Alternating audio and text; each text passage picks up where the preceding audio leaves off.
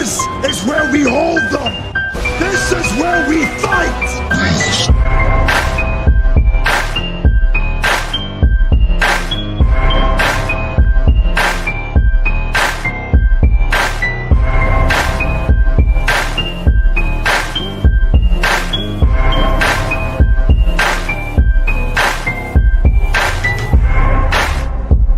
You are now listening to Sweep the Rack podcast featuring Brooklyn Rob and Big Mike.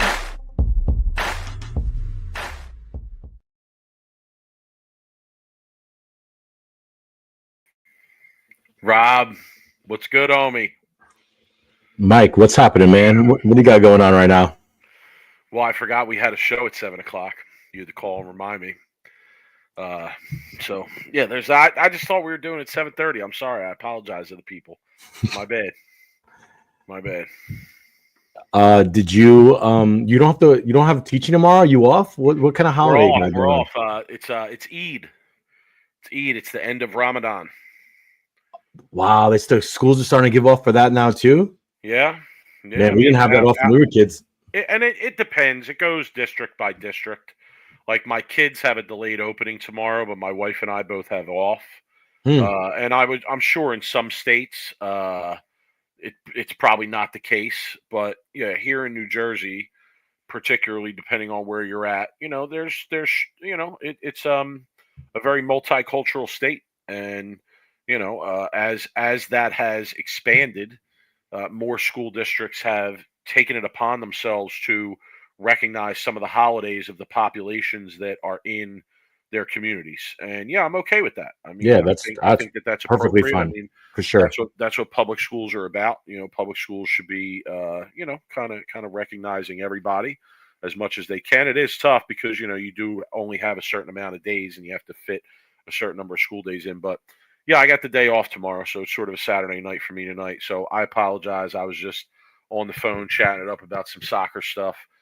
But I'm here for the people, and I don't know, man. This might be an all-time show tonight.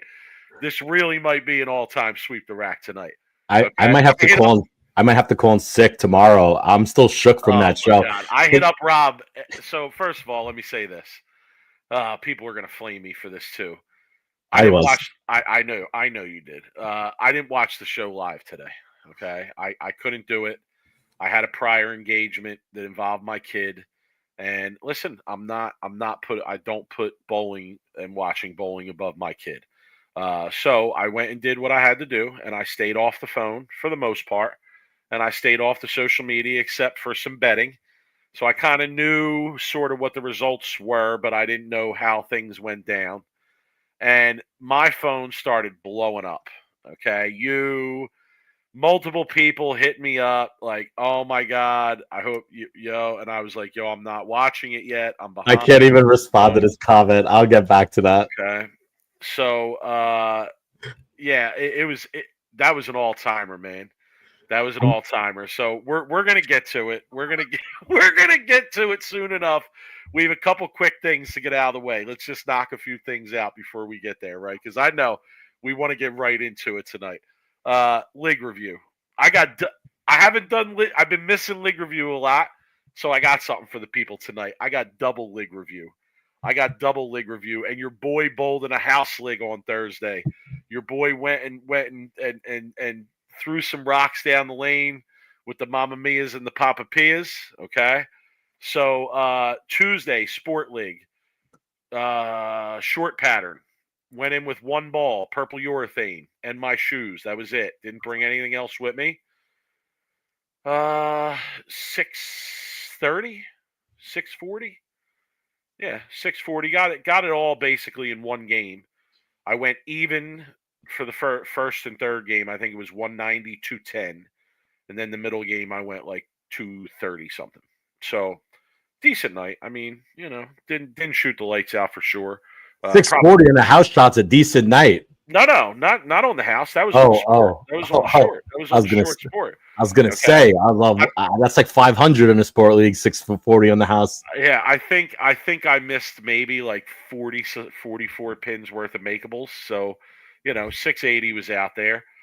Shout to my guy Mike D, who I bowl with. I just got to give him a shout. I mean, he's learning a lot. He's learning a lot. He's using urethane for the first time on short.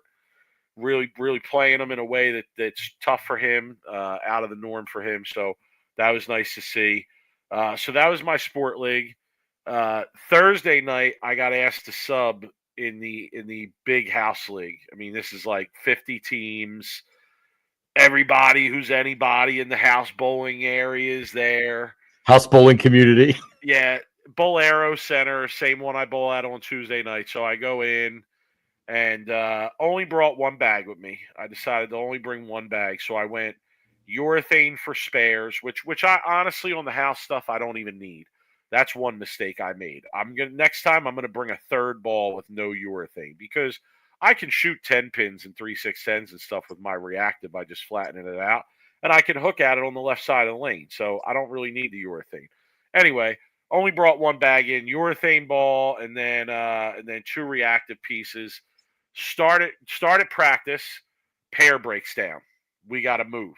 We're moving to the very end pair. Okay. We go to the end pair. Ball that I'm using in practice looks great. I'm like, I'm going to shoot 800. I mean, I am just blowing racks with this ball. Game starts. I go high, like the first three frames. I think I went like 4-pin, 3/610, 610, something like that. Made all three. Switch balls. Couple frames later, and yeah, I don't think I got 9 the rest of the night. So yeah, it was just a matter of like getting in the right ball. That was it. I think I shot 670, 660. I think mid 660. So not great. I think I shot 255 the second game, and the other two were just about even again, just like it was on Tuesday night. So not terrible, but not great. I missed like 2 makeables. I know that. So my spare shooting is just completely suspect. But yeah, it was fun. It's fun though. I will say it is fun. The unintentional comedy level of house leagues is off the charts. I just have to tell you, it is off the charts. Okay, the things you hear said, the things that you see, the things that you witness are just awesome. I mean, hilarious, really. Like to just sit back and people watch in a house league environment. If you are a bowler who tends to look at the game in a high level way, okay, that's the way I'll put it. Look at the game in a high level way. It's funny, it's comical, it's enjoyable. So yeah. Oh, also want to say, Mr. X made an appearance on Tuesday night. Mr. X made an appearance back in the Sport League. He came back as a sub, and he brought a ball rep with him. He had a ball rep. He had a guy standing in the back watching him bowl and telling him where to move and what ball to use, what ball switch to make. I don't think it mattered. I don't think it really mattered, to be honest with you. But that was interesting, too. But back to the house league. Again, just I don't know if you get me out there. I'm not going to go into specific examples. But if you are a bowler that tends to look at things in a high level way, and you bowl a house league, just the next time you're there, just sit back for 15 minutes, a set of frames, and just people watch. Just people watch. That's what I would advise, because the unintentional comedy level is just absolutely off the charts. Off the charts. Can't even describe it. But that's it. That's my league report. Nice. Well, we'll see. Are you bowling this next week? Nope. I'm out again. Soccer tryout scheduled for Tuesday. Gotcha. So I'm out. I'm probably out the Tuesday after too. Probably be a couple weeks before I go back. But it is what it is right now. Actually, I talked to my teammate on Tuesday night and told him like things. Yeah, next year I'm not sure. Things are looking tough. I'm gonna bowl one way or the other. I just don't know if I'll be able to bowl on the particular night that I want to bowl. Which you all know what that means. That if I want to bowl and I can't bowl on Tuesday nights, there's only one way to go, and that's Mamma Mia, Papa Pia. So, yeah, I mean, just really, funny that a guy on my team, I'll call this out since, if he's listening to this, I know he won't mind too much. He shoots 279 the first game. New ball right out of the box. What's the new motive ball? The Evoke. The Evoke shoots 279 the first game. Doesn't get in the scratch pot. Only gets in the handicap pot. Would have won the scratch pot too. So I had to get on him about that. So again, a lot of unintentional comedy. Just very funny. But yeah, so I'll be out for a couple weeks. No more league report for a couple weeks, but don't worry, your boy will be back soon enough. All right, Rob. Anything else before we dive in here? No, I think we got a lot to talk about, so I like to get right go. into the Masters. Masters review, major review, Masters review. Okay. So, where do you want to start? Because there's a bunch We're going to run the ladder. And we got to talk at least a little bit about the shows from Saturday. Okay. Okay. Bill O'Neill, very fortunate. Yeah, Bill. Okay, so for people that didn't have this information, which I'm sure most people who were watching did, the lanes that they film or they show in Thunderbolt is on a different section of house. If anybody's ever been there, it's kind of an interesting setup. I would say maybe the first, I don't know how many lanes are in the arena type section of Thunderbolt. And then the rest of the house is the majority of the bowling center. From my understanding, all of the main qualifying and match play was on the main section of the bowling tournament, right? But when they have the crew set up and the TV set up for the arena style. Those arena lanes historically always play different and, in my opinion, always play funky. Their scores are never high. There may be some shows in the history or past that have been higher, but notoriously, I would say they're lower scores down there. So for people in the chat that are saying, I'm not in our chat, but I've seen it all over Facebook and Twitter and whatever, are saying like, the scores were too low or they were too hard, whatever. I've seen some of that. It had nothing to do, in my opinion, with the actual like them changing the lanes. They're just in a different section. So that being said, Bill in the Saturday shows, he never seemed really comfortable. Like he never seemed he really was comfortable with his look or his reaction, but neither was anybody else, it seemed like, except for maybe Justin Knowles in that one game that he bowled, but against Don Barrett the last game. Correct. Overall though, everybody else, I don't think anybody shot over like 215 or 217. Well, I would say that Graham Fobb probably felt good about his reaction, but not his chances to knock 10 down on a regular basis. Right? Like he was hitting the pocket pretty consistently, but he was not carrying. And that's what gave Bill the victory there ultimately, right? He misses the 10 pin to give him a chance, and it looked like Graham was going to take advantage, and he caught his worst break of the game in that 10th frame, but had several other shots in that 10th frame or in that game that did not carry, right? That just did not carry. I mean, look, that's the negatives of using urethane, right? And we saw Pete the Purple Rose Hammer make an appearance for the first time in a really long time. But look, that's what happens when you use a urethane. You're going to give up some carry, especially on that pattern, right? And there was a reason why a lot of the righties weren't using it. And they even Randy talked about it in the commentary about how the urethane just didn't look good for most players. And I think Barnes even said it too. So yeah, like Graham, I would have been curious to see how he would have bowled if he would have used the resin, because Graham is pretty good with resin. I think he's probably better than a lot of majority of lefties throwing resin. But like, yeah, I mean, you give up carry, and then Bill had some good breaks. He did. But Bill is also very good at making shots after breaks, right? He takes advantage of it. He's pretty good at that. And yeah, I mean, Bill just bowled a little bit better than his opponents that day. And he had some good Brooklyns too, but I think everybody was catching breaks here and there too on that show. Well, I feel like there's several instances over at least the last season or two where The breaks have not gone his way, so it was nice for a change to see the breaks go his way. But if you go back to last year and the major that he won, I think people would probably disagree that that's probably when the change of that trend started anyway. But yeah, I thought Saturday's shows were good, but two points here. First, I want to bring up what Lou's saying here. That we should actually go back to the number 1 and number 2 seed match Friday. And you know what, Lou, you're right, man. Like, because that ended up having a huge impact on what happened today, right? Because if Simonson wins that match and he's the number 1 seed, I highly doubt that Haynes survives to get to a second game with Simo if he's bowling the match before against Bill and I don't think he then beats has to Bill. go bowl Simo. I don't think he beats Bill.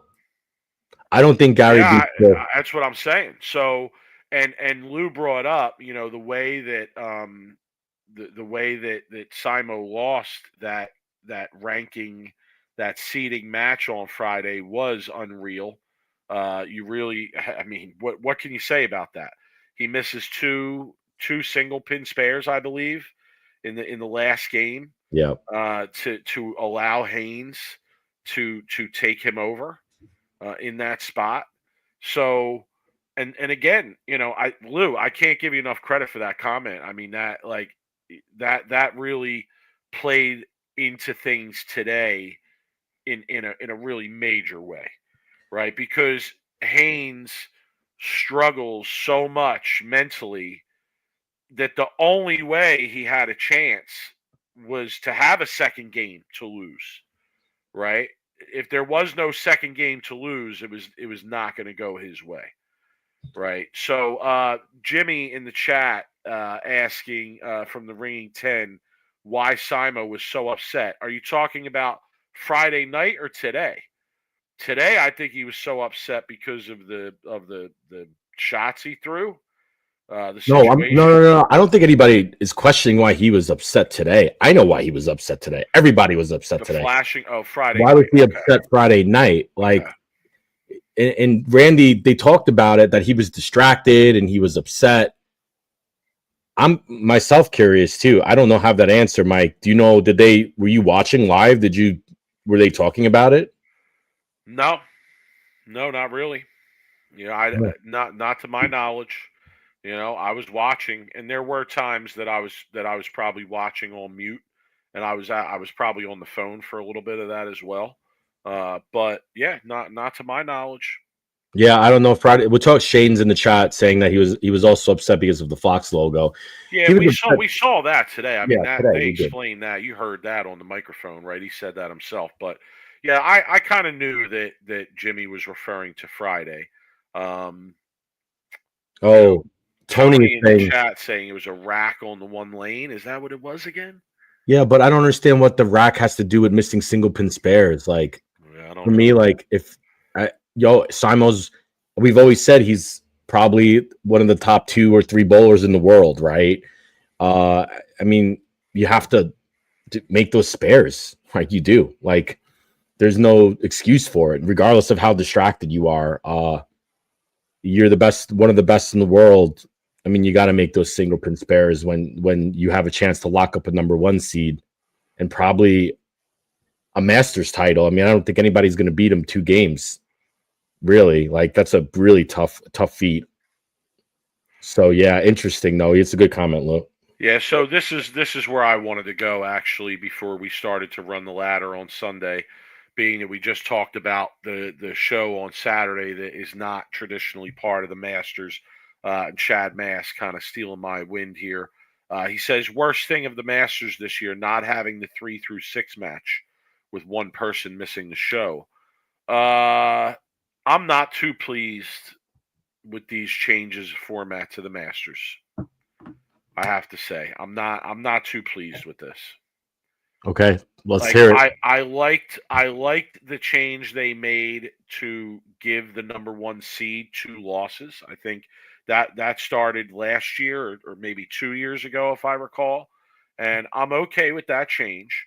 But to make these kind of drastic changes where now a match that would have been 3-game total is going to be 1 game, and instead of deciding who's on the show by eliminating one person in a 3-game series, we're going to decide who moves on to the show through a 1-game match. I mean, I don't know. I don't like it. I would much rather find a way to keep it 3-game matches, or the 4 bowling for the 3 spots and put that on TV. Okay. But yeah, not a big fan of the changes that they made this year. But okay, enough of that. Let's get into running the ladder from today, shall we? We talked about Saturday's show. Betting wise, we didn't really do much with yesterday's show, right? No. Yeah, there really wasn't a ton of opportunity, I felt, to bet. So yeah, we didn't really do too much. Today, we can sum up the betting very easily for you. Under. Did I not call you, Mike? Tell about the conversation that I had with you before the show started. Yeah, no, you already said it. You know that this arena in this bowling center plays funky. You felt like you saw it on the shows on Saturday night, right? You saw Bally Maverick get 2. You saw various, shots that guys thought were good shots, but ended up not being good shots. 7-10. Didn't react the way that they thought they were going to react, right? So you just felt going into today that the scores were going to be low and the under was the bet. Under was the bet. And we rode that. We rode that all afternoon today. And I'm happy to say that even though we've been cold over the last 3 weeks, I think after today I'm a plus bowling better for the year. And that's okay with me for the amount of betting that I do. I'm not Dan Dunleavy plus. Let's be clear. I'm not saying I'm back to being the best bowling better in the world. I got a long way to go. But we made some nice coin today, being able to identify who was going to win the match and hit the under with it, and hitting the under outright. Right? We did well on both of those. Yes, my strategy this week was today. I was so certain of the under that I didn't even want to take a chance with putting a winner to it. So I just strictly bet the under. I was completely less than 50-50 on my money. I was taking the 100 and minus 115 odds and just pumping the under. And I was 4 for 4 betting the under. And I was surprised that Bet Rivers kept it. First it started at like 445, and then they didn't get lower than 435. I did catch the last game at 435 under, like 5 minutes before they dropped it to 425. And I called Mike. I was just like, yes, I got it at 435. Not that it would have mattered because they didn't even get to 400. And I called Mike too. And I said, Mike, there's no way that Gary is going to bowl over 180 in this match. And and we'll talk about it, but I just didn't have confidence that it was going to break 400. I didn't. And yeah, it was a nice day for us betting. Finally, Mike, I feel like a phoenix rising from the ashes of the betting bowling world today, coming out of it. And man, what a crazy show, though. All right, Mike. So let's talk about the first match. Let's do it. Our boy Bill bowling. Man, why did I just forget? It was that much of a forgettable match. Who did he bowl first match? Justin Knowles. Justin Knowles. I completely forgot. That was kind of a weird match because Justin Knowles, I felt like Justin Knowles had it left a funky pocket 8-10, right? The second shot, which I felt like, are you kidding me? Like, how many times do you see a lefty like throw it like that and leave a pocket 8-10? So I felt that felt the tone of the match because Justin Knowles could hit one lane and then the right lane, I think, was a disaster. And we saw the same thing with also Nate Stubler yesterday, right? And Randy talked about it, where the right lane was just kind of funky and weird for them. And man, like Knowles just struggled on the lane. Bill just kind of hanging around, doing Bill things, making good shots. I was going to say, making good shots. Just making good shots, right? Just executing, like not giving much away. That's how he won that game. Making Right. good shots and not giving much away, kind of hanging around, hoping or waiting for your opponent to make a mistake. And let's be honest, Knowles made a few mistakes. He made a few mistakes now. I mean, you brought up the 8-10, right? But he also flagged the head pin at one point in the game. Yeah, it was threw it out the window. So, like, it was a big moment in the match too when he did it. It was a huge moment in the match. So here's what I'll give Knowles credit for, though. He ain't scared to go to the reactive. That's clear. He's one of the few two-handed lefties that seems like Comfortable. No, I'm going to throw it if I got to throw it. Okay, Right. and I respect that. I do. I give him props for that because I think we see so many examples to the contrary of that. That seeing that, is why I feel that way, right? So Bill again hangs around with execution, right? He hangs around with good shot making. Knowles makes a few mistakes, and Bill escapes the first game. Low score. Listen, Bill's a Hall of Famer for a reason. He's won titles at Thunderbolt. Okay, he's bowled there numerous times. He's bowled in this arena. He knows what the deal is. If you know it, he knows it, right? So you know that likely factored into his game plan of what he was going to do and how he was going to play them and the decisions that he was going to make, right? So Bill survives the first game against Knowles, okay? And then you get the matchup between Bill and Simonson, right? Matchup of the Titans here. You got the Hall of Famer against possibly the future GOAT in an event where the kid has won this numerous times. I mean, you might even argue that it's his tournament. I know, Belmo would have something to say about that, obviously. But of recent memory, it's Simonson's tournament, okay, and you have the Hall of Famer Bill O'Neill coming to bowl Simonson. Now, the thing that made me not feel good about going into this match, because while I wasn't watching live, I was talking to you very closely about what was going on, because not only did I want to stay up to date, but I also was betting on this, even though I wasn't watching it live. And what did I tell you? You told me Simonson's going to be playing further right of Bill with a duller ball, and he's going to be playing him straighter, and that made me uneasy. Well, Bill's look, though, I told you that Bill didn't have a good look. You told me Bill's look is not real great, right? I think, was it today's show or yesterday's show where Bill made a comment to someone in the crowd, it looked like, where he said, ask Chad if he'll give me an extra shot here. Was that today? I didn't.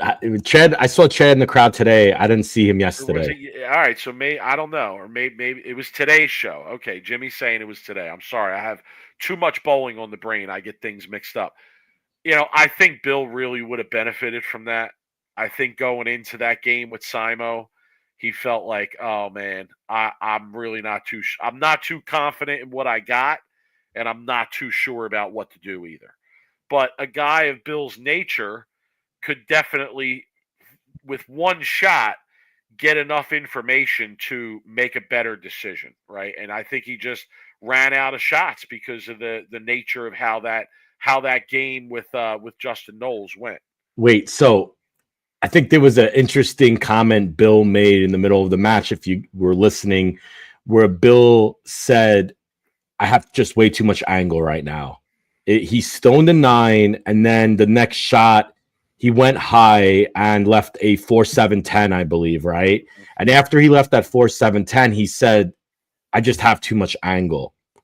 I was surprised, though, that he didn't switch out of that ball after that shot. And I'd be curious to get his thoughts, and maybe I'll text him once this whole match is over with and ask him why he didn't think about switching.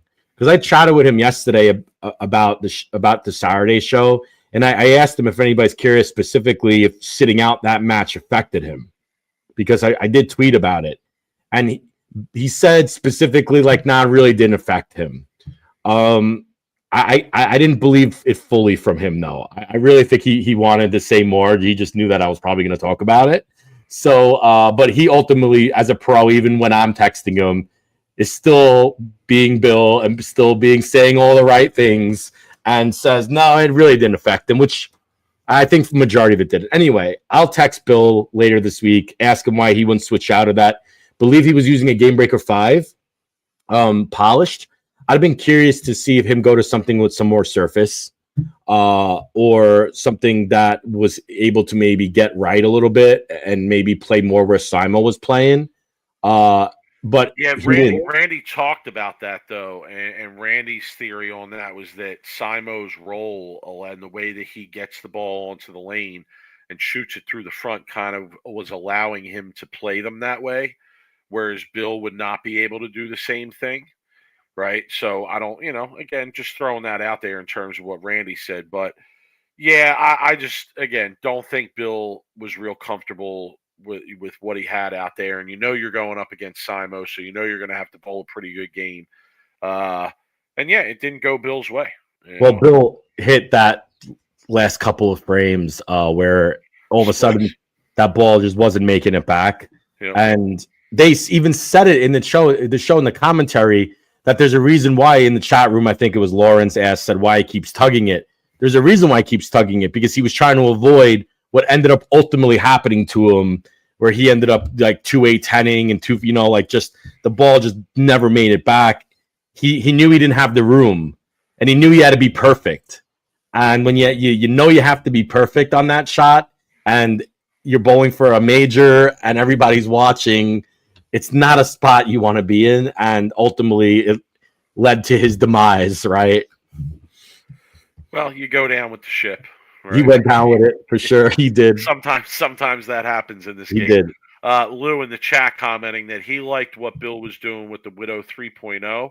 I agree. So did I. I like that look a lot. The shots that he threw with that ball, I felt might have been, other than Justin Knowles in the last game against Barrett, I felt like Bill using that Widow 3.0 might have been the best look that I saw on the shows this weekend, period.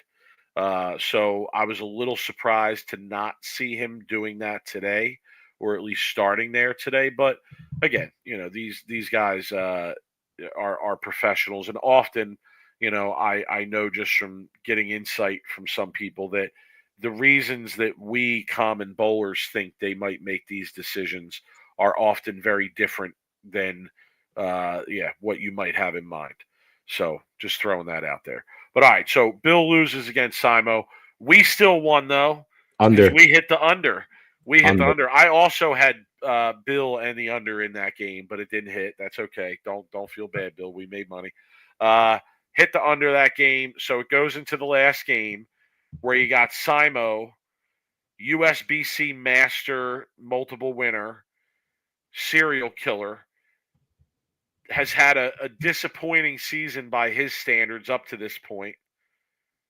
Bowling for $100,000 in the Masters title against Gary Haynes, East Region player who's never made a TV show. So what's the entire bowling world thinking? This is going to be a massacre. Simo is going to eat this dude alive, right? That's what we're all thinking. Okay. Very similar, I would say, to how people were probably thinking last year with D-Ron in his win, So we come into this similar situation, and Haynes has 2 games. He's got 2 games, okay? So, oh my goodness, where do you even want to go with this? My first inclination is, let's just talk about Haynes's mental state here. For sure. Can we do that? Can we start with that? Right. Yeah, it was interesting to hear his commentary. I thought that was a very interesting piece of the show. It was unbelievable. This left me speechless, quite frankly. The whole scene left me speechless. All right, I didn't know what to say. I still don't know what to say. Yeah, but so let's just first say this, okay? First say this. if I was bowling, and I always like to put myself in the shoes, right? As you're never made the show, you're bowling for a Masters title, you've never bowled TV, you're going to be nervous. Okay. You are going to be nervous. If you're not nervous, then you're not human. All right. Okay. But hold on. Time out. Time out. But there's another question here. Okay. It's not that simple. And the other question is, how nervous are you going to be? Okay. We all know you're going to be nervous. All right. Everybody's going to give, your hands are going to be sweaty. You're going to be shaking a little bit probably. Okay. But how nervous are you going to be? All right. And let's be clear. If we're rating nervousness on a scale of 0 is I can get up and make good shots regularly even though I'm nervous, to 10, I cannot physically pry it off my hand no matter what happens. Gary Haynes was at a 9 or a 10. Okay? Yes, but it's people are mentioning other players in the chat, like Fiore would say otherwise. Fiore is this is a totally different. This is apples and bananas compared to Gary Haynes, listen, right? Lumberflexual, love you, my guy. Appreciate the Great. support. You're 1,000% wrong on that, bro. Fiore, I guarantee if you ask Ethan Fiore if he was nervous and pumped and just jacked and adrenaline going, heartbeat going, right? He was nervous, right? It's natural. We understand it. We're bowlers. You get nervous. Look, you got a guy who just shot eight something at the USBC tournament. Nice bowling, Greg, by the way. Saying he gets nervous in his handicap league, bowling Mama Mia and Papa P in the brackets. I mean, come on. Okay, there was a lot of I hope that Gary, but wasn't like listening and watching a lot of the chatter behind him. I mean, like on social media. I mean, they were having watch parties in Long Island and Babylon, right? Watching this guy. Like, he had everybody behind him where he was, right? It would be very similar if probably like one of us maybe made the show, right? And it's a spectacle, right? And I remember when Bill made his first show. Okay, I remember specifically when he called me and was like, yo, I made the show. I was at the buffet in Vegas. And I was just like so excited. Like, we're rallying. I'm texting, calling everybody, all my friends. Hey, Bill's on the show. Bill's on the show. It becomes an event, right? Yeah. Now it's like, oh, Bill made the show. Whatever, right? Like, I'm sure he'll win. But you don't know how nervous you're going to be until you're in that position. And even some people, maybe need a first couple shots and then they get comfortable and they get relaxed. I think him knowing that he had game 2 was a little bit weird to me, like that the way his mindset was. Like, oh, I'm just going to use the first game to like get my feet under me. He said that. I thought that was a weird comment. I don't think that's a terrible mindset to have, especially when you're bowling Simo. I know, but the match was close, if you have that mindset, you got to be able to go up and relax at some point in that first game and make some good shots. And he couldn't do that. I know, but the game was close. I mean, it wasn't like he was losing by 50 pins. He was like, it was within a 10-pin match, almost the whole match until he walked out. I understand, but it was because of Simonson's inability to strike on the right lane. Oh, Simonson just right. He could not strike on the right lane, and he goes 4-9. I know. Right, he goes 4-9. Well, that was the second match. That was the second match. Lou in the chat is as Patrick Allen, you say, pry it off. I agree, Hoss. He couldn't pry it off, Hoss. He could not pry it off, Hoss. He couldn't. It just wasn't going to happen. Okay, it was not. And listen. He crossed over how many times? Yeah, like what? I mean, he went lengths of this 2-game match, never hitting the left side of the head pin. Okay? Never hitting the left side of the head pin. Lengths of this 2-game match. Listen, you know where this story's going, so we're going to turn this around in a few minutes, right? But up to that point, up to the conversation with Dino, and this is the perfect way to discuss this match because it must be discussed in pre-Dino conversation and post-Dino conversation breakdown. Okay, the people are waiting. You all have to just wait. All right, because it's got to be pre-Dino, post-Dino. We're still in pre-Dino. Okay, he couldn't pry it off his hand, Hoss. No, Jeff's saying he looked like me in Sport League. Hoss, I'm as relaxed as can be in Sport League. I don't even check the standings in Sport League. My problem ain't prying it off. My problem is I can't throw it the same way twice. It ain't prying it off. You know what I could say? It looked like Jeff bowling in the top 8 at the PBA 50 regional. I'm not going to go there. I got too much respect for you. Your brother graduated from Stuyvesant High School. I got too much respect for him. I ain't going there. Oh, Jeff, sorry. Burn. Former bowler of the year. Former collegiate bowler of the year. All right, back to the professional bowling action. How many frames in were we when the meeting took? It was like 16, 17 frames in, right? It was end of the match. For 16, 17 frames, and listen, whether you've been there for one shot or one frame, or you've been there for 17 frames like Gary Haynes was today. I think as bowlers, if you're a competitive bowler, we've all been in the spot where you struggle to pry it off your hand. You're nervous, you're jacked, you're amped up, whatever it is, a finals of a tournament, or you made a big cut, or you're bowling for the most money you've bowled for, or even if it's a league game and you got to strike out to win a bunch of brackets or a high game pot or whatever, and you just can't pry it off, right? We've all been there if you bowled competitively. So I am not in any I want to be clear here. I'm not in any way trashing Gary Haynes. I'm not overly criticizing him.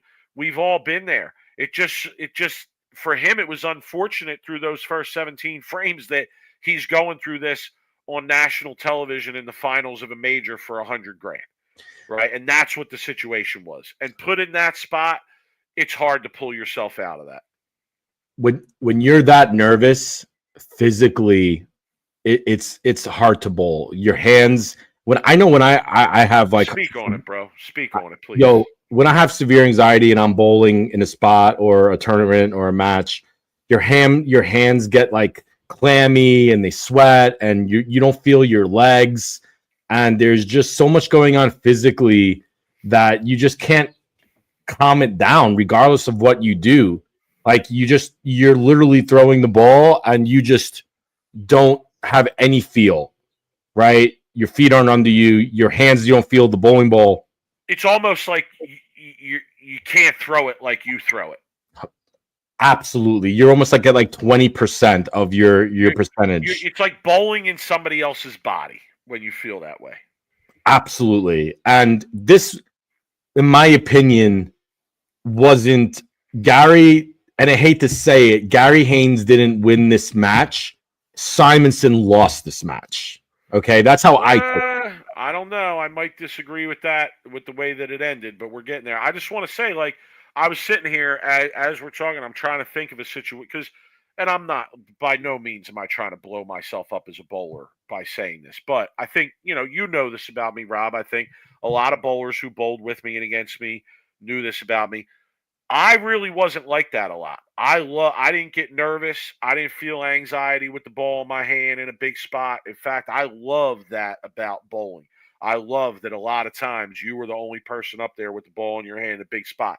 However, I felt this way numerous times bowling. Like the first regional I ever bowled, I think it was the end of the summer of 1998. It was at Maple Bowl.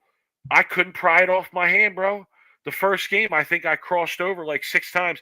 Danny Wiseman was bowling next to me, and I come back from one shot, and he says, "Yo, are you ever going to hit the right side of the head pin today?" And he was joking with me, trying to loosen me up, and I was so jacked up that I got angry. I thought he was like coming at me. That's how jacked up and out of my mind I was. So it's hard when you're not used to that. You're not used to that. And the reason why I'm saying Simo lost this match is because Simo is used to the lights. He's used to been in these moments numerous times, has always, I'd say always, but most of the time been able to win or be competitive. And when you're Gary, and this is a whole new experience for you as a high level bowler, I feel like Simonson, it wasn't about Simo's nerves. Like Simo, it wasn't nervous, right? He's been here before. And someone brought it up in the chat, Adam Miller. If Simo doesn't make that level change, does he win? I would have liked. I get why he tried to do it, but also listening to the commentary, if he doesn't have that push on that right lane using a ball like the level, then the ball is useless because he wasn't going to have any area right to throw that level, right? And we all know that level is not very good. It's not a very good bowling ball. It was supposed to be this greatest and next level thing for Storm, and it just flopped on its ass, right? And Simo's throwing this half urethane ball, whatever it is, and if he doesn't have that push, he shouldn't have used it. He 4-9. He was going through the nose, and I would have liked to see him throw something like that. I would have wanted to see maybe throw that phase 2 on the right lane and try to make that work. I think, like, look, hindsight's 2020 though, Mike. Easy to sit back here and question decisions. Yeah, in fact, I disagree. I do. I disagree with all of you here that have that take with Rob. You know, one of the things that I think is most amazing to me about Simonson is that he has such conviction in decisions like that, right? I totally admire that about him as a bowler. Like, he will, if he thinks this is the right move, he's doing it. He doesn't care. He doesn't care what it looks like. He doesn't care if it's outside of the box. It doesn't matter to him, right? So I also would counter what you said by coming back and echoing what Chris Barnes said on the telecast going into the game. And Randy pointed out that in the commercial break, Barnes said Simonson's only going to need 2 strikes with this level in the right lane, and that's going to win him the game. And he was so right. I mean, really, all he needed was 1. He didn't even need 2. He just needed 1. And he just could not get it. He just could not make the ball do what it needed to do to strike on that right lane. I don't think his game plan was that bad. I'm not going to double guess him there. I'm not going to question him there. But wouldn't you want to maybe realize after like 2 or 3 shots on that lane that, or maybe the first 2 shots, like I think he struck his first shot, right, with that ball? He went 4-pin. He went 4-pin. Did he strike on that right lane at all? I don't think he did. I do not think he did. So he's playing defense. Remember we talked a while back about playing defense? I think Simo was trying to play defense, right? And he felt like Gary was nervous. He knew it, right? If we all knew it, he knew it, and was just playing defense. And man, it seemed like it was going to work. Like it seemed like his strategy was going to work until the Dino conversation. Okay. Victor saying he threw the level in the 10th frame, but that was the game before. We're talking about the game against Haynes. And Lawrence said he never struck with it. He did. Yeah, he did strike. He did strike with it in the 9th. Remember when he went dead through the face and he caved in? Okay, you're right. You're right. He did strike, but he 4-9 with it. And he got up in the left lane on his good lane, and then went through the face. And then struck on the first shot. Let's go back. Let's go back because I feel like we have now analyzed this enough pre-Dino meeting. Okay, now we're going to talk about the Dino meeting. Okay, we're gonna mire in this moment for a few minutes. Okay, because there were actually 2 meetings, right? There were 2 meetings total. I want to talk about both. Okay. And I'm not going to break down when they happen. I'm just going to talk about what occurred in these meetings. Okay. The first meeting, I thought Gary Haynes was just cooked. He was resigned to finishing second. He was like, oh well, it's 50. At one point, he actually said, "Well, it's 50,000 for second." I mean, bro, we're in the middle of the match here, bro. I don't think that was the middle of the match. I think that was before the match started. That conversation. Oh, was that like past footage they were showing? No, he didn't. They didn't know. He didn't talk about that. That was right before the match started when Simon they were bowling before game 2. Before game 2. Before game 2, he said. What are you saying that before game 2 for? We got a whole game to bowl, Hoss. We're trying to win $100,000 here, and you're thinking about second. He was happy to be there. I mean, I could understand if it's the 9th frame of the second game and you're down by 30 and Simo's up on the approach and you go to your ball rep. Well, I had a good run. It's $50,000 for second. You know, I mean, my man was resigned to losing here. Okay. That's the point I want to make. But we got to talk about the conversation. Okay. Right, yes. So he has the first conversation with him and he tells him like, hey, like, maybe it's a good idea, like just kind of trying to talk him off the ledge to kiss your wife. And then he didn't, right? No, hold on. The other comment was when Gary Haynes said something like, I just can't relax. I just can't get my feet. I forget how he phrased it, but he was basically telling him, I can't pry it off, Hoss. And Dino looks at him and he stops him and he goes, so what do you need to do to be able to pry it off, Hoss? I mean, that's basically what he said to him, you know, and they it kind of cut off there. You didn't hear too much after that, right? But the conversation continues. And where does Dino get this idea? I mean, he was just on a couple weeks ago. I'm gonna text him, by the way. Yeah, I did too. He had you know what I text him? I was hoping to get a conversation with him. I wrote, "What would have been your advice to a single guy struggling out there?" That's what I asked him. He hasn't responded to me yet. He's probably out celebrating his second Masters title. He had a flight to catch. I texted him and said, "Man, if I would have had a bowling psychologist like you behind me during my career, I might have actually made something out of it." So he listen. Back to the point. Haynes, he was climbing in the casket. Haynes was like, "All right, guys, it's been fun. I'm gonna get in here. All right, yep. Just let me shut this on the top over here, right on me. Go ahead." And Dino came over. And he stopped them from closing the casket. And he said, Hoss, what do you need to bring you back to life? Okay? And the idea that Dino comes up with is to go give your fiance a kiss. I mean, what? But here's the funny thing is, he didn't do it. And so even I forgot who it was who made the comment in the booth, was like, yeah, he never kissed his wife. And I was just laughing. I'm like, what is going on right now? This show is going off the rails. Like, this show is going off the rails. So then he gets up, and what does he do after that? I think he throws another bad shot, right? He does. And he goes Does he go Brooklyn that shot? Yep. He goes Brooklyn, and then Simo goes. He calls a timeout. Right? And during the timeout, he uses the time to go give his fiance a kiss.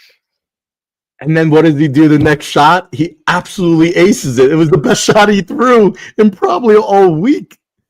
But I think the important part of it is it kind of like Dino is a genius for this idea, because he was so cooked thinking about everything that's going on to kiss like your loved one, right?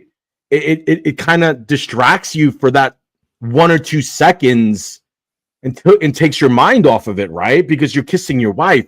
But it was a genius move by Dino, because whatever he did, it completely snapped him out of it, and then made 2 of the best shots. Even after he made that shot, he got up and left that 7-pin, and all of a sudden it was like, holy crap. It worked. Well, he needed help from Simo too, right? We talked about it already, but Simo's 4, but oh man. And then on top of all this going on with this kissing the wife and the chaos, Simo then needs to get up and double, and you know if he doubles there's pretty much no chance that Gary is like, I think, correct me if I'm wrong, Mike, if Simo gets up and doubles there, Gary has to double for the title, right? He does. And we all know there's no possible chance at that point like Gary's doubling, right? I didn't think there was any possible chance he was marking, let alone doubling. Okay. So Simo gets up. Am I alone in that? I mean, he would have had to break up a split or something. Like he would have had to get lucky, right? People in the chat, be honest. Did any of you think that he was going to get up there and throw a good shot in the 10th? Did anybody in this chat really believe that he was going to get up there and execute a great shot in the 10th? No, I didn't think so. But Simo gets up on his good lane, right, and throws the first one, and you're like, man, Simo's going to like completely put this away, and then throws a 4 count, and Simo went ballistic, right? And hold on, let's be clear. If Simo even gets good count and spare there, okay, it's tougher for Haynes to win too. Right. Right. So the fact that he went 4 was even more meaningful. Okay. And did they bleep it out on the live? They did when it was live. All right. Because I was watching after and I thought, oh, maybe. No. Man. I think everybody in America was checking their cable because like the audio went like literally silence for probably a good like 15 seconds. I'd say 15, maybe 10 seconds. And then all of a sudden the volume came back. And then Simo went on another tirade. And then the audio. And I know. The audio craps out again for another 5 to 7 seconds. And I'm like, holy crap. Every word he's saying is just another fine probably levying to him. And at that point, Simo has he's giving zero craps about the fines and anything. Like he is just went off the rails. And then, oh my goodness. And then think that like Gary was going to get up and like. So he gets up in the 10th. He needs a mark. Okay. Yeah. I thought zero chance. I really thought anything could happen here. Yeah. Anything could happen. We could have a crossover strike to win the Masters. We could have a gutter here. We could have a 2 or 3 count here. We could have the ball flying up in the air. Anything. Foul. I mean, they could have been absolutely off the rails. Okay. Anything could happen at that point, right? I believe I'm going to say to almost everyone's great surprise. Great surprise. Dude probably throws his best shot of the game, perhaps. I mean, throws it really good, whacks the hole, and after all the breaks he gets to get to that point, doesn't catch the break and leaves a 10-pin. Now, how many of you really believed he was going to make the 10-pin? I did in the chat. How many of you really believed he was going to make the 10-pin? I thought there's zero chance this guy is making this 10-pin. There's zero chance he's making this. If he shoots it straight, it's not getting there. And if he hooks at it, it's probably going in the gutter. That's what I thought. That's what I was thinking. I think the majority of the people that follow bowling had doubts that he was going to make it. Had doubts. That's the best you could do is had doubts? Okay. Had doubts. Okay. I'd say have doubts. And then he get up and what did he do? Taste it. To everyone's great surprise. Like he's done it for years. I mean, he shot that 10-pin like it was a Tuesday night league, bro. Like, and then he had to go and get a 4 count, and I'm like. I was thinking to myself, bro, you better throw it down the middle of the lane here. Don't get cute, bro. Don't get cute, or we might have another Del Ballard situation on our hands here. Okay. And he gets up and he makes it. And I think there's a collective emotion of everybody watching that probably all said at the same time when he held that trophy up that said, I can't believe he just won this tournament. And I just can't. I would say the tournament because obviously he bowled good to get to that point, right? I can't believe he won that match. I think is probably the more correct emotions that I know I was feeling. He was holding up that trophy, and I'm like, I can't believe he just won that match. When Simo is Pete Weber's age, he's still going to look back on that one. Yeah. Oh, my goodness. I didn't want to be around Simo after that. That That's even worse, knowing you had your opponent dead to rights for a match of that magnitude, and not being able to put them away. Like anytime Simon was needed to get up to put pressure on him, Simon was kind of letting him off the hook. Oh man, what a crazy match! Crazy. Shout out to Gary. I mean that was one of the craziest endings to a major championship in PBA history. Not so much because of the shots and because of the emotion, because of all the antics going on or surrounding the actual bowling, right, is what really made it one of the best major final games. I'll put it. Not so much the first game. The first game was a train wreck. We were watching a train wreck, right? But the second game, because of the emotion, because of the train wreckiness of it, because of the advice from Dino to go kiss your fiance, I mean, all of those things. And then the ending, you put the ending on top of it. Unbelievable, man. Unbelievable. I mean, do you know what? I would have been dying if something like this would have happened. If Kyle Troop would have came out of the crowd and just handed him a book, the Mind Gym book, and have been like, Gary, like, yo, start reading, my man, because like I feel like he needed it. Like at that point, I thought the last match was hilarious. I was very sad for you that you weren't watching it live, because I was texting you and being like, I was like, Mike, you have no idea what's happening. You have absolutely no idea what this match is like right now. It's a train wreck. It's off the rails. And you were just like not responding because I know I was making you feel bad because you weren't watching it. Oh my goodness. And I was just like, man, the under's a lock. I was so focused on the under. I was like, man, this is easy. This is easy money. And by the 7th frame, the under was probably already locked. So anyway, what a crazy show. The Masters though tournament turning into probably the best tournament of the whole year in just general. Those 3-game matches were fun. I was able to watch a lot of people that I haven't seen in a really long time bowling. I'm bringing back milk carton, by the way, so there's a ton of milk carton out there. And the Bet Rivers did a really good job, in my opinion, of getting as many matches as they could up there with the odds. Fun week of bowling. The only thing that really stinks for me is the fact that I wasn't able to follow along on Friday because I was in the office and I can't like bet on Friday.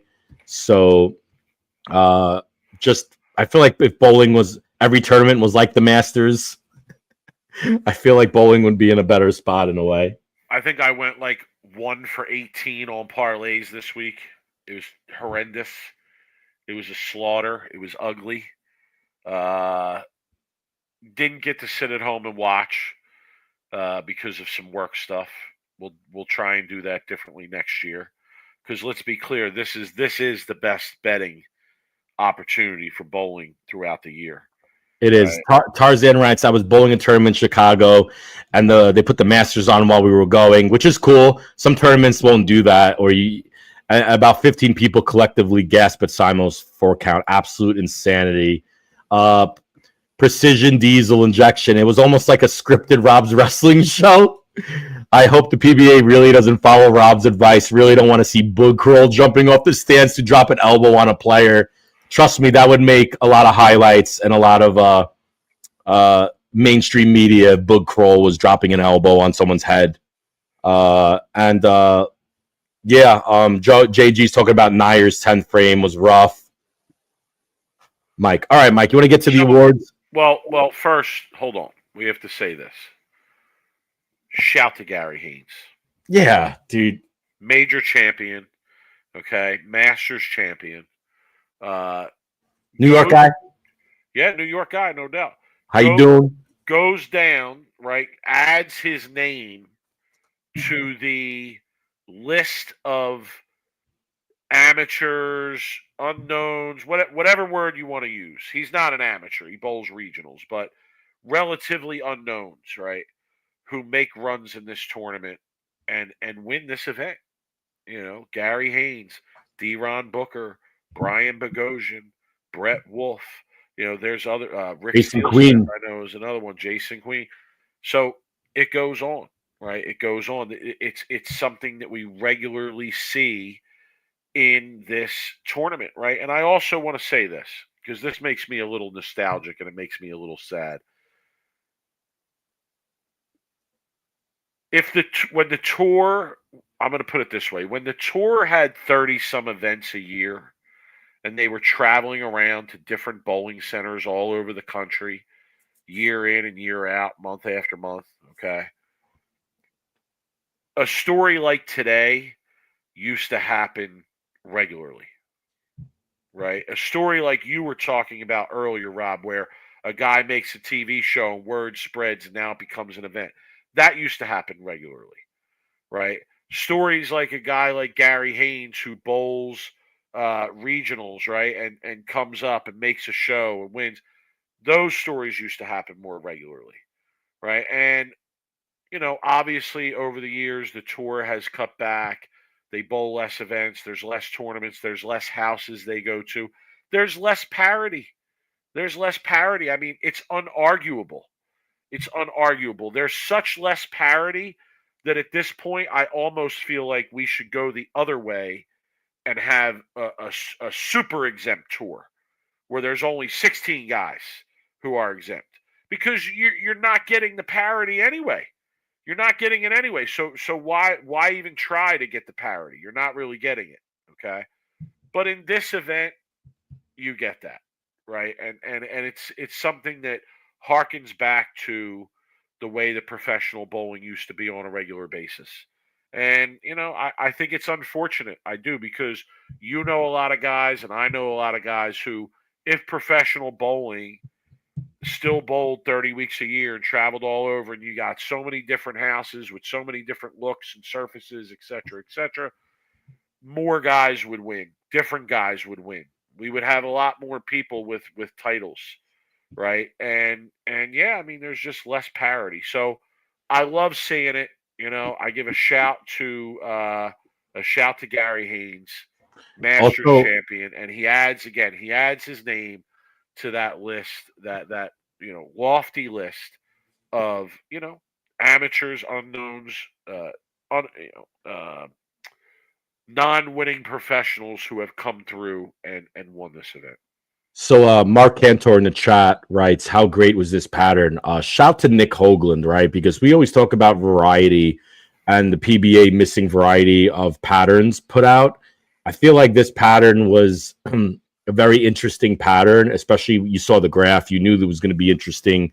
And I felt like the one-handed traditional style players did have a chance on this pattern, right? And I saw a comment earlier in our show, I forgot who it was, that wrote something like Norm Duke would have had a chance on this pattern, right? Been able to just play right up, straight up 10 and just probably play with the pocket. And I agree completely.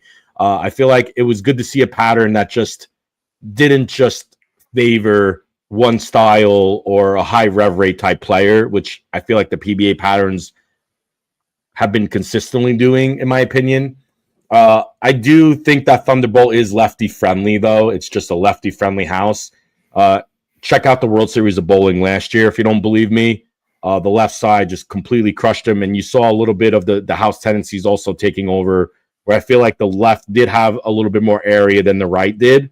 I mean, you had the left being able to throw urethane, and you saw Graham getting the ball back from way further left than a lot of the righties were. So I do feel like that house is just a lefty tendency house. But shouts to Nick Hoagland. Shouts to USBC for putting out a pretty good pattern where every style was able to compete and not just one. Recently elected Hall of Famer Sean Rash in the chat. Congrats, Sean. We'll see you. We'll see you. Been on tour for 20 years. Never had 30 events to bowl. Yeah, I know. It's a shame. It's unfortunate. I would ask this, though. For you, you've had a Hall of Fame career. You've won a lot. Do you feel that in some instances, having the schedule the way it is has given you an advantage in some instances. I mean, I know there was a World Series where you made every show and won a couple titles, if I'm correct. So, like, was it an advantage at some times, but a disadvantage because of the lack of number of tournaments? Because when they bowled 30 tournaments, it was 30 different houses most years. There might have been some repeats in there, but yeah, definitely fair to say. When I make that comment, I guess, how far am I going back? I'm going back to the late 90s, I guess, would be the last time that the tour was as I described it. So we're probably talking 30 plus years at this point. So interesting nonetheless. All right, Mike, you ready to give out some awards? Let's do it. All right. What award? You want to start it off? Let's go. Well, what's the best award to give out? I think we have Masters Week.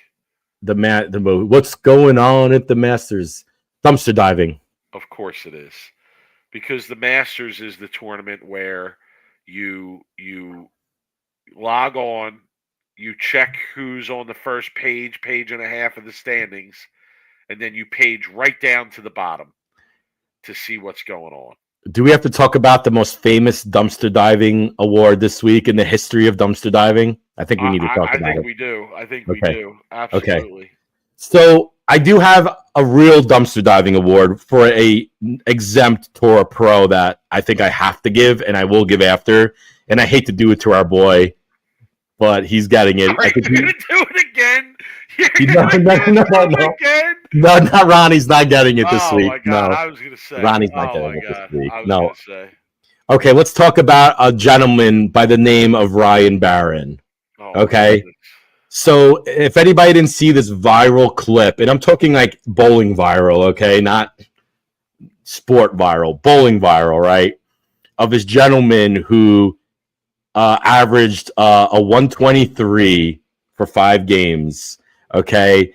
Bowled a 168, a 103, a 91, a 139, and 118. A 619 for 5 games, okay? But the 91 game is where he went viral, Mike. He double guttered in that one game, and he also guttered 3. But prior to the double gutter and the gutter 3, he had a 27 in the third, and he decided that he was going to go all Hulkamania on the lane and ripped his shirt almost a quarter of it down, right? And then proceeded to bowl the rest of that game with a ripped shirt. Probably the rest of the squad with a ripped shirt, I would imagine, unless he had a change somewhere, like he maybe planned that he was going to do it and had to change his shirt with him. He crossed with Parker Bone, a Hall of Famer, nicest guy you'll ever meet, Parker Bone III. And he even pissed off Parker Bone, okay? And it literally, this clip went viral of him ripping his shirt. If you didn't see it, go to our page. You can go to Dougie's page. Dougie's page went viral from it. I mean, I've never seen so many comments. And on top of that, Jeff Riggles. This dude had a terrible week. Bro. But Jeff Riggles then comes in and says, well, this kid was actually signed up to bowl with all 3 fingers, right? He wasn't a two-hander, and then injured his thumb 2 months prior to the Masters event, and has this brilliant idea, instead of withdrawing and DNFing and letting actually someone in the tournament that maybe might have had a chance to continue bowling the Masters with 2 hands and his thumb out of the ball. I'm speechless. What in the world are you thinking, bro? I tried to switch to 2-handed. If anybody saw the video that I put out, dude, there is no possible way. There is no chance that I was ever going to bowl something that competitive, bowling 2-handed for 2 months. You need to, that's just ridiculous. I think the USBC should literally do something. They should suspend this kid from bowling a Masters or a US Open or anything for 10 years or something. I don't know. Now I'm just getting crazy, but it was a wild scene.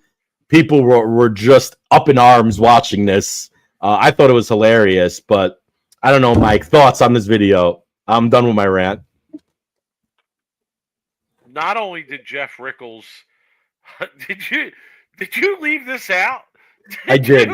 I did. Why I did you did. leave this out? I was waiting for you Why to. did you leave this out? I was waiting for you to hit the home run. I was setting it up for you. No, you just want me to talk about the inappropriate stuff. That's what it is. You don't want to be on here talking. Jeff Rickles also discovered through people's information and through his background work as a reporter, the dude also has a history of sexual assault convictions. And he's that's in Wriggle State too, because he's from Wisconsin. Yeah, and making a scene like this. I mean, Now I definitely don't feel bad. Now I definitely don't feel bad for putting this spin on blast. We don't need people like this in the bowling community. Okay? I'm going to leave it at that. Yeah. All right. I'm going to get to my dumpster diving award. Can I give the real dumpster diving though out? Go ahead. God, Tim Foy Jr. I hate to give this to you, man. You're my guy, dude. Friend of the show. My guy. You're my guy. Man. Yo, I root for you when you're on. I don't bet against you, but my guy, you finished 285th.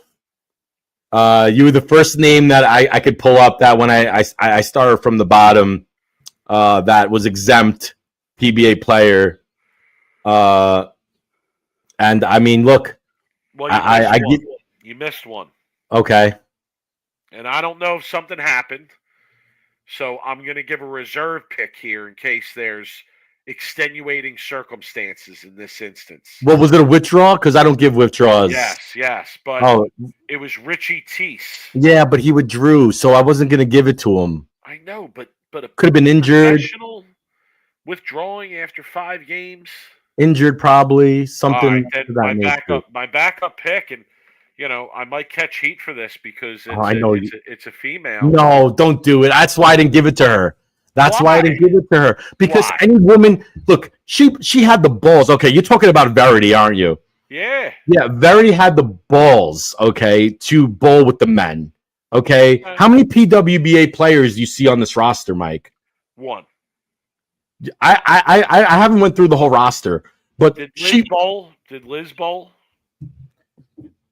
Look, Verity didn't bowl good, okay? But she shoot up and bowl against the men when I didn't see any of the top PWBA pros shooting up and at least attempting to try to bowl the Masters.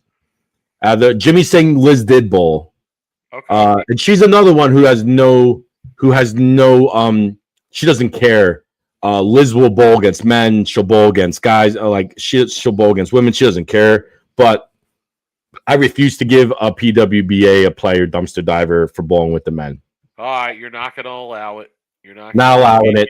Even though there you could go a long way on this list and find people that definitely they should be outperforming. No?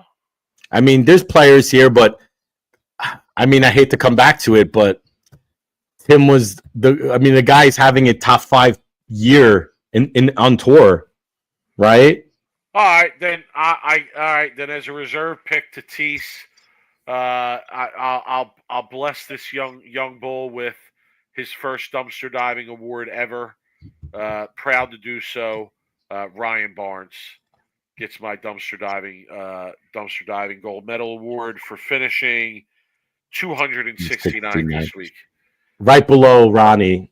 But Ryan's been taking some heat online for a post that he wrote when after Gary won. And I feel like it's unnecessary heat. Okay. It's something he just wrote bowling and he wrote ha ha ha. And it got completely Ryan is, upset this kid won and he's jealous and just people on the social media getting crazy that he should be held to a higher standards because his father is Chris and his mom's Linda, whatever. And I disagree with that.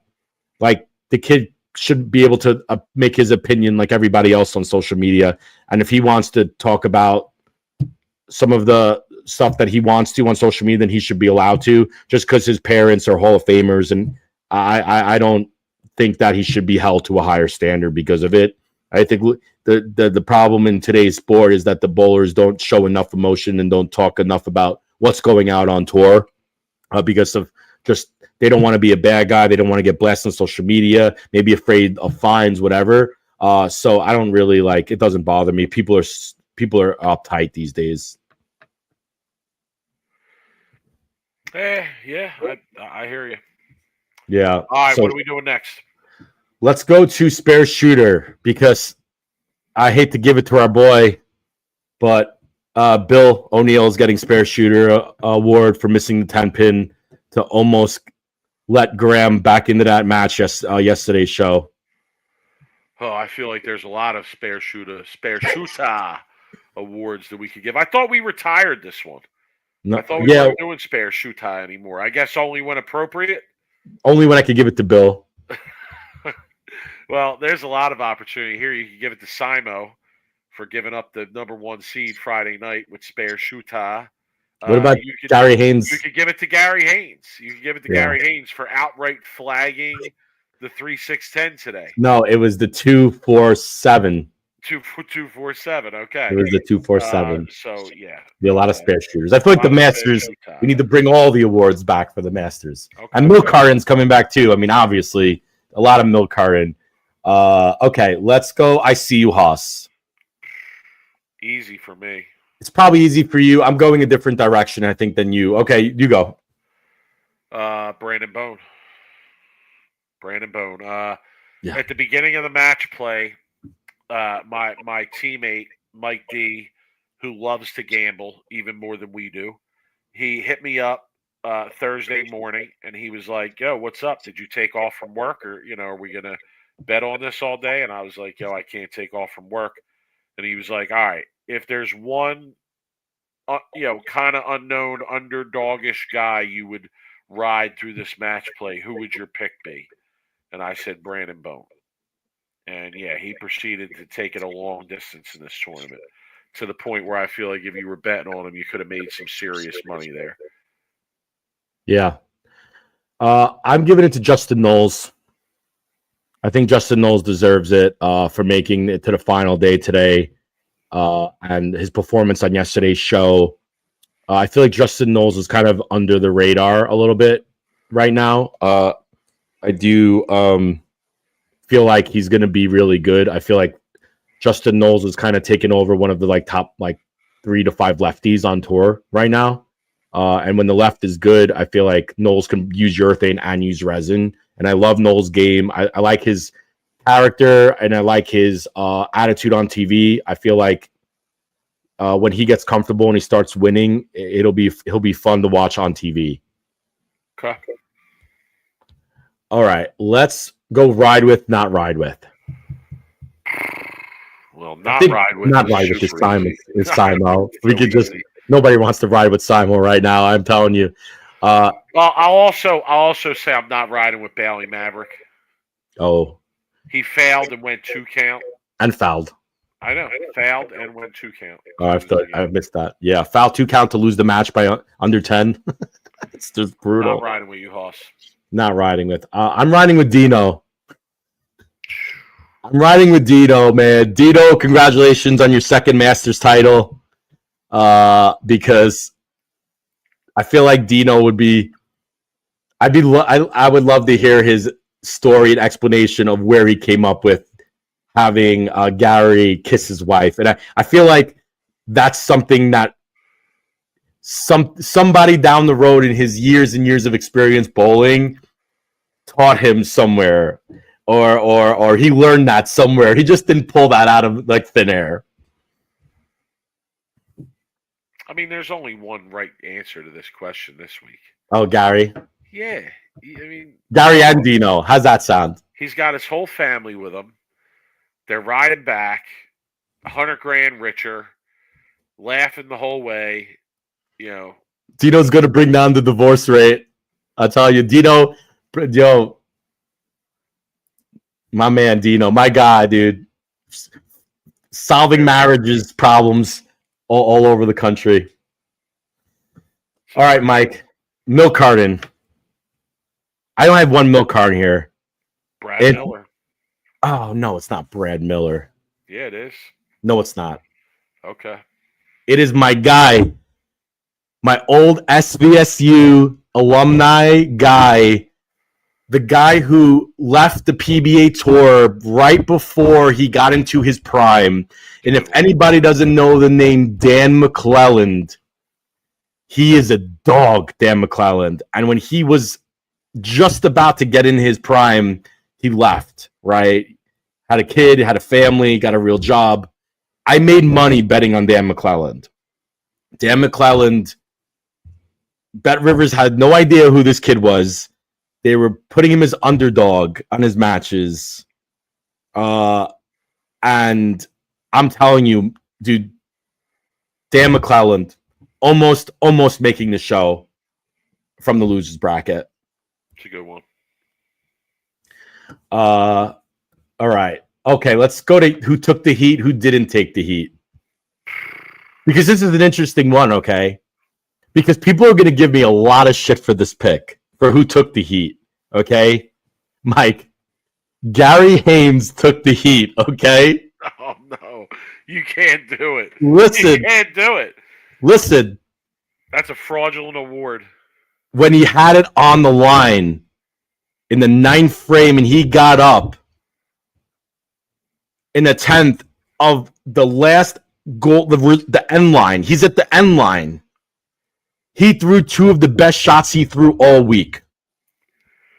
Okay? He didn't take the heat for the first 20 frames of those 2 matches today on TV. But when it was on the line and the money was on the line, the title was on the line, the 100,000 was on the line, Gary Haynes made 2 of the best shots he made all week, and he ended up winning the title. To me, that's taking the heat. I don't want to hear about everything else he did today. So it don't matter. It just does, as long as you turn it around, you handled it.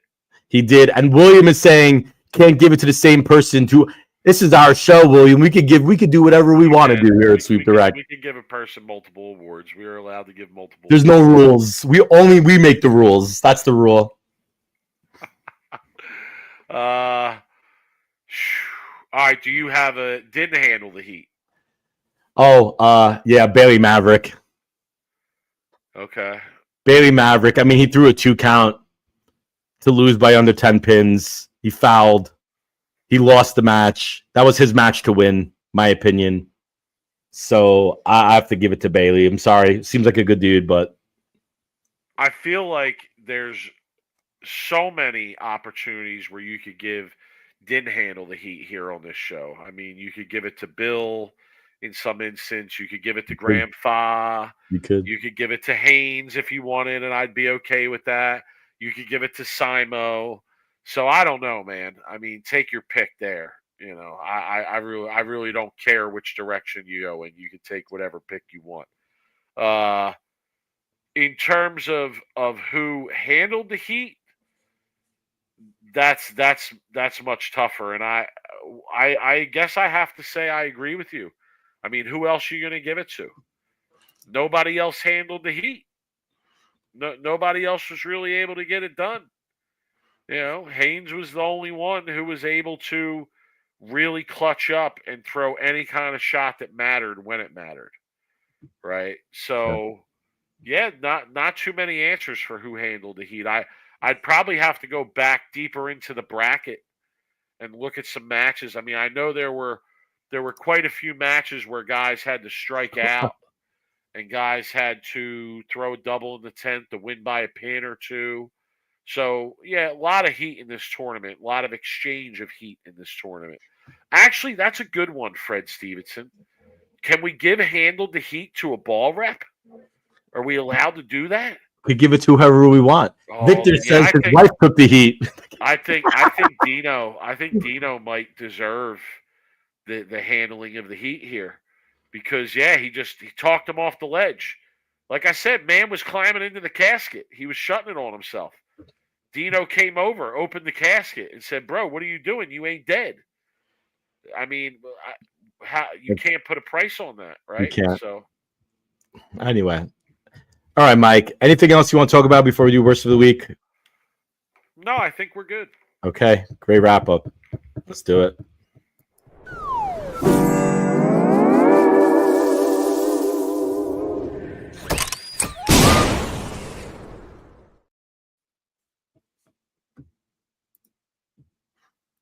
All right. I'm going to share my screen here Oh boy.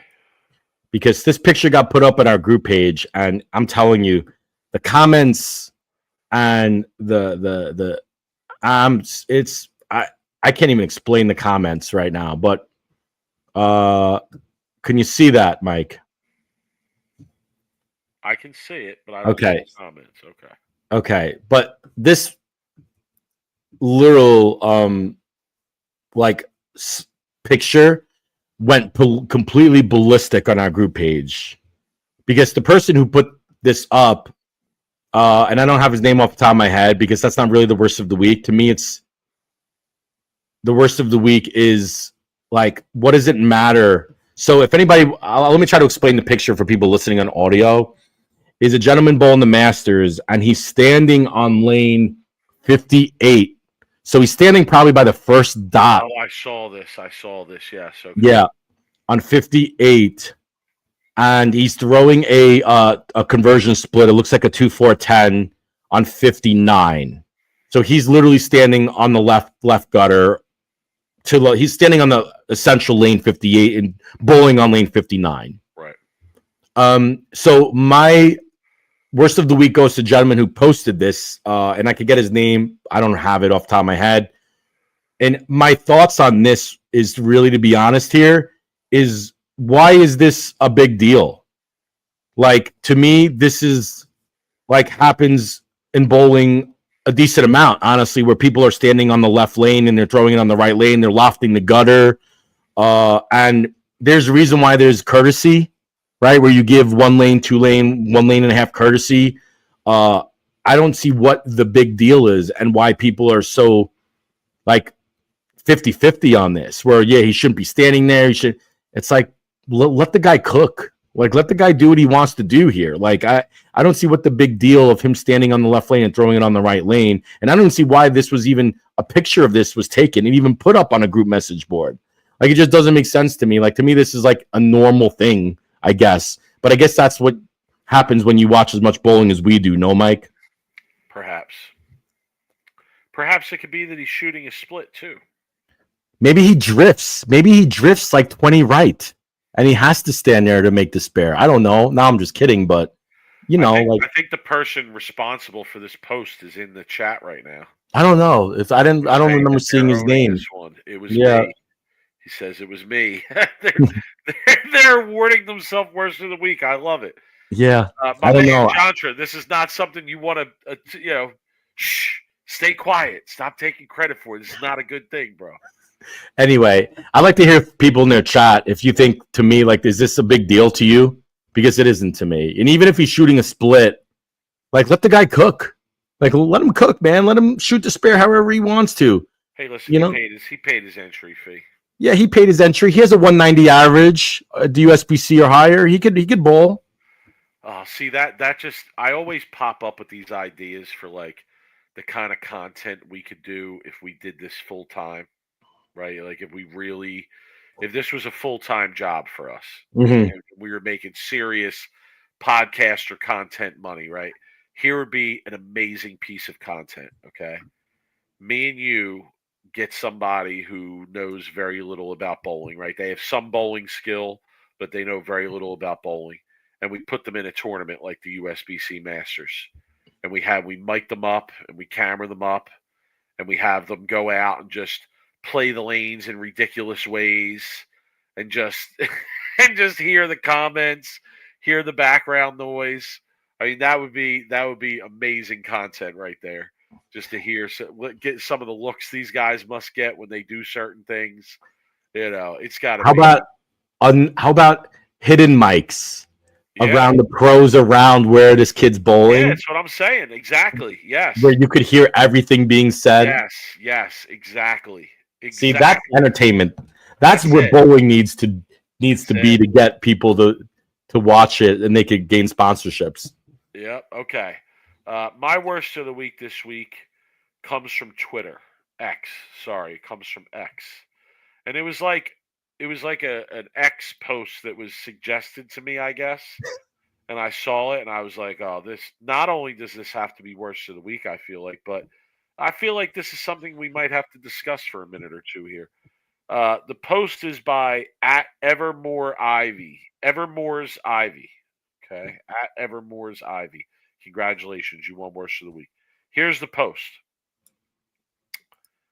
Genuinely nothing worse than going bowling with people who are actually good. Like, why are you doing all that?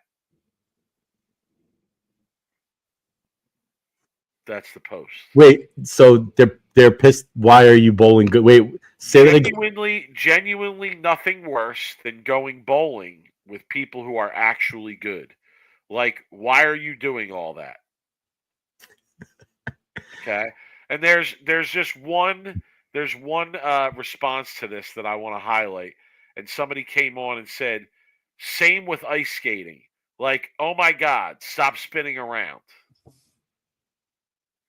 Oh no. I just feel like Worst of the Week. Like, you're hating on people because they're good at something. You don't want to go do something with somebody because they're good at it. Most people want to go do something with somebody that's good at it. Maybe they can help you out. Maybe they could improve your experience in doing that thing. Yeah, it sounds like someone went on a first date with a guy, or was that a guy or a girl who posted? Not sure. And their date brought in their bowling balls to their first date and hustled them or something. But that's funny. I disagree. I disagree vehemently with that post. But I guess if I think about it from the other side, it probably is a little weird. Like, you go bowling with somebody and they show up with their 3-ball roller and their shoes and all their equipment, and then they go out and they're like hooking the ball in the lane while no one else can do that. So I don't know. I just feel like, hey, if you're good at something, you're good at something. Like, if you go golfing with somebody and they're good at golf, does that make your experience less enjoyable because they're good at golf? I don't know. Yeah, that's funny. All right, Mike, let's wrap it up. Let's do it.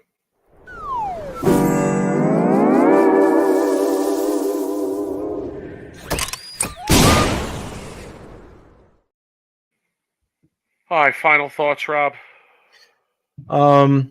Bowling is taking a little bit of a break. The All-Star weekend is, I believe, this week. So I feel the best week in bowling to the worst week in bowling.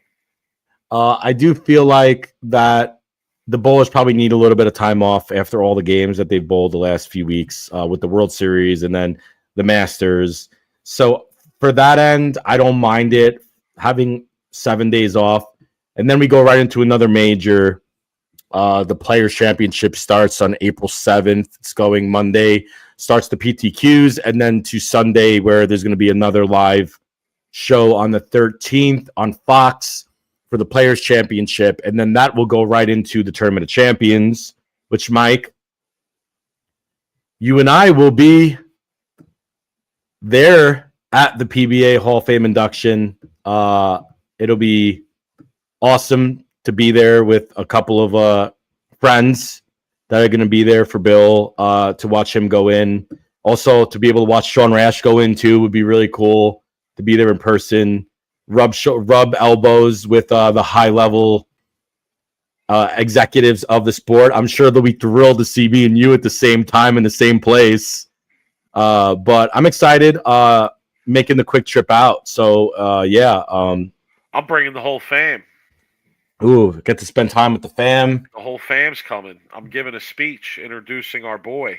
That's awesome. If you know what we should do? We should do is you should call me up mid-speech and we should roast Bill for like 3 minutes. Well, I was just going to say, if you have Bowl TV and if they're broadcasting it, I'm not revealing anything, but I'm just telling you, you're going to want to watch it. You're going to want to watch it, okay? So.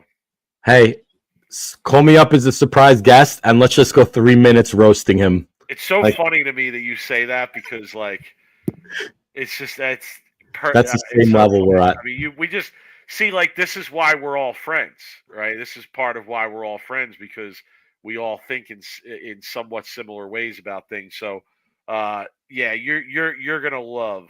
You personally are gonna love what I have in store. I love it. You are gonna. I'm gonna make you laugh and I'm gonna make you cry. Okay, I'm dead. in probably 6 minutes. That's I'm amazing. gonna get both of those. So I I can't almost wait. guarantee you that. I But can't wait. I can't wait to it's get a gonna be fun, picture. man. It's gonna be great. It's gonna it's amazing. You know what I'm saying? I've mentioned it to a lot of people in my personal life.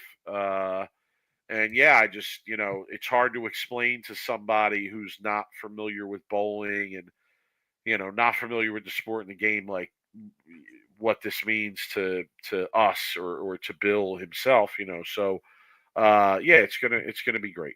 Can't wait. Really happy for Bill. Happy for Sean too.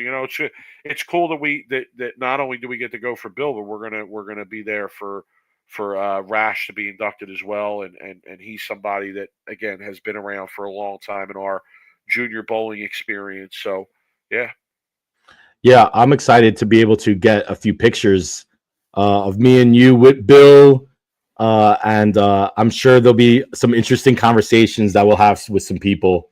But I think we've never been in a bowling environment, and I'll call it an environment, in a bowling center, in anywhere where me and you have actually been together, like in the same place. If we've been doing this podcast for 6 years, so that'll be fun. We should literally do a live show right before we go. We should do a show from the literally induction, literally post up a table. Kevin says keep the league recap short. I think, Mike, how great would that be if I get up for my speech and I'm like, before I start, I know what you all want to hear. You want to hear how I bowled this week in league. You So I'm should. going to tell you. Oh my God, that would be the greatest start to a Hall of Fame speech. And imagine you actually went into how you bowled. Oh, that's a great. That would be hilarious. Yeah, so good though. Anyway, I just thought I'd bring that up. I'm excited, and it's only in a few short weeks. And who knows, Mike? I'm just throwing this out there real quick. If Bill happens to make a show on Saturday, it's going to be very tempting to move my flight. Is there a show that Saturday? There is. Is it a super step ladder? It's 2 shows. That week? Okay. It is. Right. I looked it up because I was thinking about leaving on Sunday because I'm planning on leaving Saturday morning right now. Right. But if Bill makes the show, it'd be very hard not for me to leave, and very tempting to stay an extra day to watch him bowl in the show. And I'm sure a lot of other people who are there for him will feel the same way. Imagine me and you in the show. Yeah, well, if he makes the show Saturday, I can tell you I'm definitely staying. Imagine if he makes the show Sunday, I'm probably staying. But imagine me and you in the crowd. To the wife about that. That would be great. Oh, that would be wild. So we'd have the whole crowd. It would be the whole crowd would be. So no pressure, Bill, if you're listening, which he's not. But no pressure to make that show Saturday. No doubt. All right, Mike. I'm done with my final thoughts. My final thought. First of all, well, I mean, I'm sad because the PBA season's like almost over. We only have a couple events left, but I'm just gonna this was just mentioned in the chat. I'm gonna bring that up. That's one of my final thoughts right now. Oh, yeah, we haven't heard anything. It's been crickets. For those of you who are just listening, Bowling with Diallo asked in the chat. Does the PBA have a TV deal yet? PBA season's almost out, so I'm upset about that. But still got a few more events left.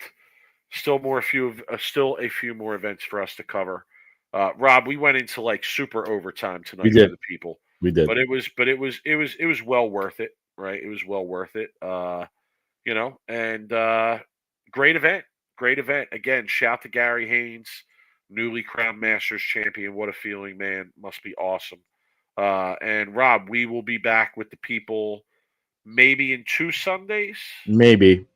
Okay. Yeah. Unless we're going to come on and roast them for this All-Star weekend. Unless there's something that happens that we feel like we need to jump on. But I kind of feel like if they're going to have off for a little bit, then we could have a little bit of time to decompress after that show.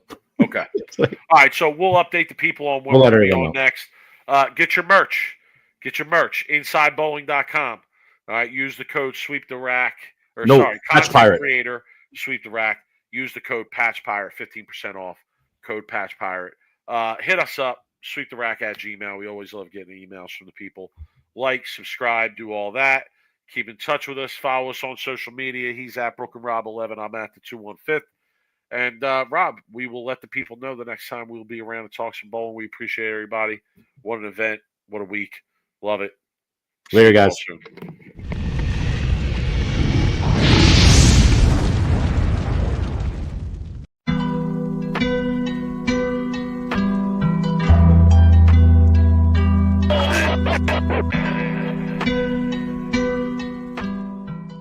You are now listening to Sweep the Rack podcast featuring Brooklyn Rob and Big Mike.